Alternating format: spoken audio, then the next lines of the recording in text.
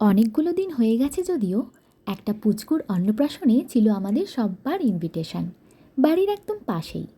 তাই আজ ভাবলাম তোমাদের সাথে শেয়ার করি। সেজেগুজে দুপুর দুপুর আমরা চলে গেলাম। গিয়ে পাড়ার সব সুন্দরী কাকিমাদের সাথে হলো দেদার গল্প। আর এই যে এনারই আজকে মুখে ভাত, অনেক রকম স্টার্টার আইটেমস ছিল।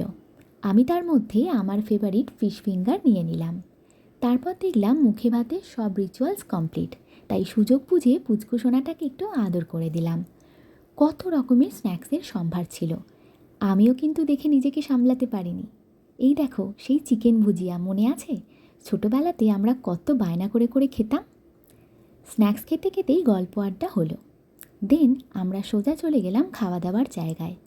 খেতে খেতে বেশি ক্লিপিংস যদিও নিতে পারিনি, আড্ডা মজা করে দিনটা আমরা খুব সুন্দরভাবে কাটালাম। So that's all for today's video. By.